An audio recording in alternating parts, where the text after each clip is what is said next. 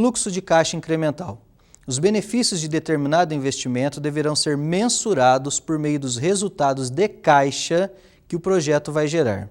Então, os fluxos de caixa incrementais representam os fluxos adicionais, entradas ou saídas, esperadas como resultado de um dispêndio de capital proposto. O que significa, então, fluxo de caixa incremental? Então, o fluxo de caixa representa as entradas e saídas de dinheiro da empresa num determinado momento. Tá? Então, a primeira análise é a seguinte: se nós fizermos esse projeto de investimento, se a empresa realizar esse investimento, qual vai ser o incremento no caixa da empresa em função de implementar esse projeto de investimento? Então, hoje a empresa tem uma movimentação financeira e se ela colocar em prática esse investimento, qual vai ser a movimentação financeira a mais? Qual vai ser o incremento no caixa da empresa em função desse projeto de investimento especificamente? Então, essa é a primeira etapa da nossa análise de investimentos. Nós vamos fazer uma projeção, tá bom, do fluxo de caixa específico desse investimento para poder analisar qual vai ser o incremento no fluxo de caixa da empresa em função desse projeto de investimento. Tá? Então, o que é incremental? É o a mais, é o plus no caixa da empresa em função desse projeto de investimento. É a primeira e talvez a mais importante etapa dentro de uma análise de investimento. Tá bom? Esse aqui seria a representação gráfica do fluxo de caixa, tá? Apresentando os principais componentes do fluxo de caixa. Então, nós temos um investimento inicial, as entradas operacionais de caixa e o fluxo de caixa final. O investimento inicial é o valor de aquisição, por exemplo, de uma máquina, de um equipamento. Então, a empresa precisa comprar um equipamento, uma máquina para a indústria para aumentar o seu volume de produção. E vamos supor que esse equipamento custe R$500 mil. Então, ela vai lá, compra aquele equipamento e vai ter outros gastos como frete, como instalação daquela máquina. Então, todos esses gastos nós chamamos de investimento inicial. Aí depois, a empresa deve fazer a projeção dos benefícios esperados por ter instalado aquela máquina. Tá? E a gente vai entender como se faz isso em detalhes. Mas se eu instalar essa máquina hoje, se comprar uma máquina de R$500 mil hoje, o que a empresa pode esperar dessa máquina nos próximos 5, nos próximos 10, nos próximos 15 anos? O que ela vai representar de caixa, dinheiro a mais para a empresa nos próximos anos? E depois também a empresa deve levar em consideração o que nós chamamos de valor residual. Né? Provavelmente vai chegar um período, seja 10, 15, 20 anos, depende das características da máquina, ela precisará ser trocada. Então, deve ser levado em consideração na projeção do fluxo que ao final da vida útil ou vida econômica desse bem, ele poderá ser vendido, poderá ser trocado e a gente tem que projetar, na verdade a empresa deve projetar qual seria um valor residual, um valor de mercado aproximado pelo fato de se dispor dessa máquina num determinado momento futuro, ok? Vamos a um exemplo. Então, exemplo do cálculo das entradas operacionais de caixa. A empresa XYZ está avaliando uma proposta de investimento com o objetivo de expandir sua atividade. Considere os dados a seguir. Investimento de R$500 mil, porém, sendo 80% em ativos fixos e 20% em capital de giro. Então, olha só, a empresa precisa comprar um equipamento, então, desses R$500 mil, 80% é máquina e equipamento, então R$400 mil. Os outros 20% é capital de giro, porque necessariamente quando uma empresa realiza um investimento, há uma demanda maior por financiamento do capital de giro da organização. Ou seja, aumenta a necessidade de capital de giro da empresa em função da realização desse investimento. Só recordando, o que é o capital de giro? Então, é o recurso financeiro necessário para financiar o dia a dia da organização. E se realiza um investimento, a produção vai aumentar também. E se aumenta a produção, vai aumentar o volume de estocagem, vai aumentar a compra junto com fornecedores, vai aumentar as vendas. E se aumenta as vendas, provavelmente vai aumentar o prazo que será dado aos clientes em função de vendas a prazo, né? Então, tudo isso vai dar um impacto direto no capital de giro da empresa. Então, na hora de se realizar um investimento, esse ponto necessariamente precisa ser levado em consideração, tá bom? Outros dados. Duração do projeto, 5 anos. uma alíquota de imposto de renda de 40%, taxa de depreciação de 20% ao ano e resultados operacionais previstos durante os 5 anos, que estão aqui. Então, olha só, com base nesse projeto de investimento, a empresa está fazendo a seguinte projeção em função da aquisição dessa máquina. Uma projeção de receita de vendas nos próximos 5 anos de 1.300.000 no primeiro ano, 1.500.000 no segundo, 1.800.000 no terceiro, 2.400.000 no quarto, 3.200.000 no quinto ano. E também a projeção dos custos e despesas de projeção para o mesmo período. Então, o que deve ser chamado a atenção aqui é o seguinte: essas receitas, custos e despesas são relacionados ao equipamento. Tá? Então, essas receitas, esses custos e as despesas, hoje a empresa não tem. Tá? Se ela investir R$400.000 no equipamento e mais 100.000 em capital de giro, ela tem uma expectativa que nos próximos 5 anos as receitas e os custos e despesas da empresa aumentem nesse valor. Tá? Então, na hora de fazer a projeção desse fluxo de caixa, isso vai envolver profissionais de várias áreas. Primeiro, o pessoal da produção e da área comercial. E aí vai ter toda uma discussão. Essa máquina tem uma capacidade de produção de tantas toneladas, peças, unidades por mês, por dia, por semana. Com base nessa capacidade, qual que é a demanda da empresa? Ou qual a expectativa da empresa em relação à demanda pelos seus produtos? Então será feita toda uma discussão para se fazer a projeção esperada das receitas, né, das vendas relacionadas aos produtos desse investimento. Então, nesse primeiro momento, na hora de projetar esse fluxo de caixa, isso demanda que vários departamentos da empresa, mas principalmente a área de produção e comercial, se comuniquem para poder gerar uma informação de qualidade para que a área financeira depois faça a análise técnica de viabilidade econômica financeira. Projetadas as receitas, que é a parte mais difícil, é o desafio maior de projetar o fluxo de caixa, depois são projetados os custos e as despesas. E geralmente os custos e despesas são mais fáceis de serem projetados, porque o custo, né, tem a questão do histórico da empresa para se produzir um produto, quais são os componentes, matéria-prima, tempo utilizado de mão de obra e outros gastos necessários para se fabricar um produto, tá bom? O grande desafio são as receitas, mas esse é o momento mais importante e por isso que chamo a atenção com relação à comunicação entre a área de produção, a área comercial, que às vezes vai envolver acionistas da empresa, que vai envolver a área financeira, mas esse é o ponto mais importante para que se tenha uma análise de viabilidade econômica com mais segurança, porque nós estamos falando de futuro, né? E o futuro só a Deus pertence. E aqui a gente projeta o fluxo de caixa. Olha bem essa estrutura. Nós temos uma receita de vendas menos o custo, chegando no lucro bruto. Menos despesas, menos depreciação no lucro operacional, provisionamos o imposto de renda e chegamos no lucro líquido. Alguém pode pensar assim, mas isso não é um fluxo de caixa? Isso é uma demonstração de resultado do exercício. Perfeito. Para a gente chegar no fluxo de caixa, primeiro nós elaboramos essa estrutura de resultado do projeto, sempre pensando, não é da empresa, é do projeto. Então, nós projetamos o lucro líquido do projeto, mas o que nos interessa não é lucro, o que nos interessa é caixa.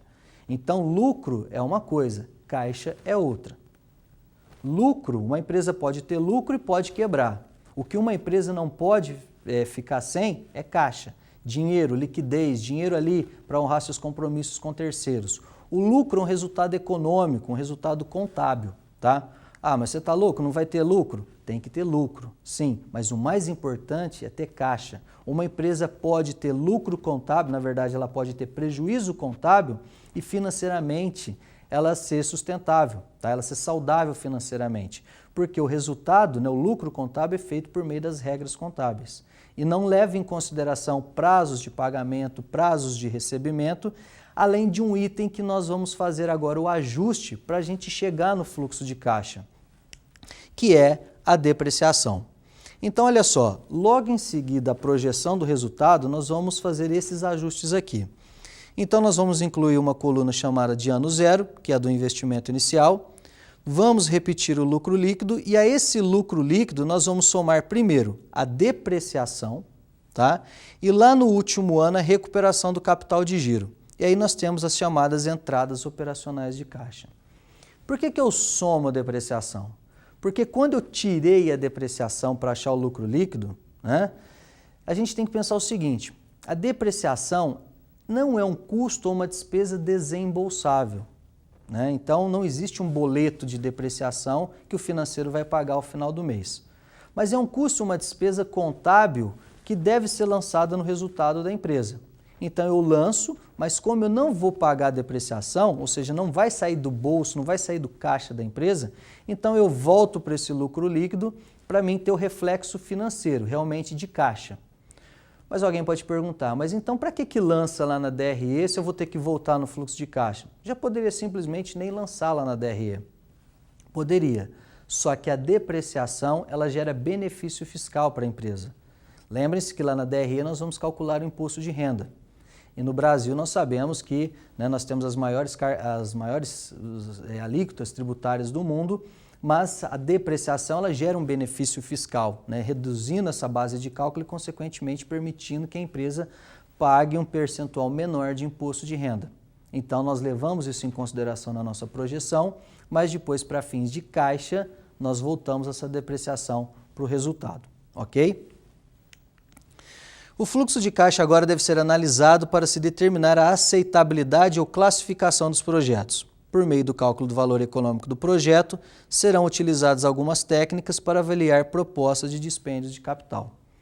Então, uma vez elaborado o fluxo de caixa, receitas menos custos, despesas, levando em consideração o imposto de renda, achando o lucro líquido, voltando a depreciação para esse fluxo de caixa e achando os benefícios esperados de caixa por aquele projeto de investimento, ou seja, qual o retorno financeiro em dinheiro, caixa, liquidez com aquele projeto de investimento, nós passamos para a segunda etapa, que vai ser a análise de viabilidade econômica desse projeto de investimento.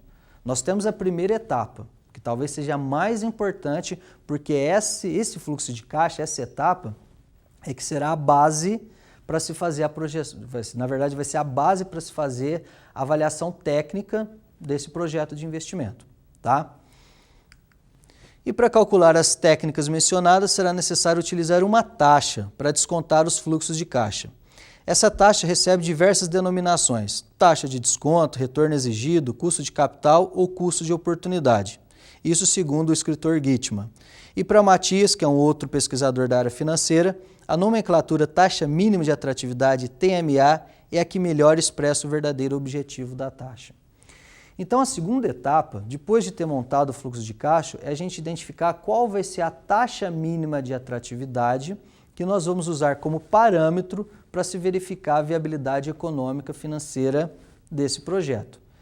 Então, aqui eu coloquei algumas discussões, Se vocês pegarem uma literatura de finanças, dependendo do livro, vai ter denominações diferentes essa taxa.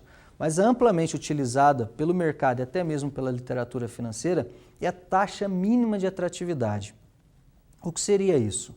Se a empresa vai realizar um projeto de investimento, se a empresa vai gastar R$500 mil no equipamento, mais capital de giro, qual que é o retorno mínimo que se espera por se estar investindo nessa máquina? 10%, 15%, 20%, 50%? Então, essa taxa mínima de atratividade ela deve ser calculada para servir de parâmetro para verificação de risco e retorno daquele projeto de investimento. Tá? A gente vai aprofundar esse tema no segundo momento, quando a gente falar de custo de capital, mas necessariamente, depois de projetar o fluxo de caixa, essa taxa mínima de atratividade deve ser levada em consideração. Ou seja, qual o retorno mínimo esperado pela empresa que está realizando aquele investimento. É o segundo ponto fundamental, importante, para que a gente consiga passar para a próxima etapa, que é a análise de viabilidade econômica financeira, utilizar as técnicas de análise de viabilidade econômica e financeira. Vamos trabalhar um pouquinho agora. Nós temos uma atividade que envolve a elaboração do fluxo de caixa incremental de um determinado projeto de investimento. Então, vocês terão aí uma empresa que necessita, que quer realizar um projeto de investimento e nós temos aí algumas informações, como investimento inicial, lembrando que vai ter um percentual que é de máquinas, ativo fixo e de capital de giro, e nós temos outras informações, como a projeção da receita, dos custos e despesas, relacionados a esse projeto de investimento e outros dados como depreciação e o imposto de renda, ok? Então vocês vão analisar esse exercício, vão analisar esse estudo de caso e vão montar o fluxo de caixa procurando encontrar quais são as entradas operacionais de caixa esperadas desse projeto de investimento, ok? Daqui a pouco nós retornamos com a nossa aula.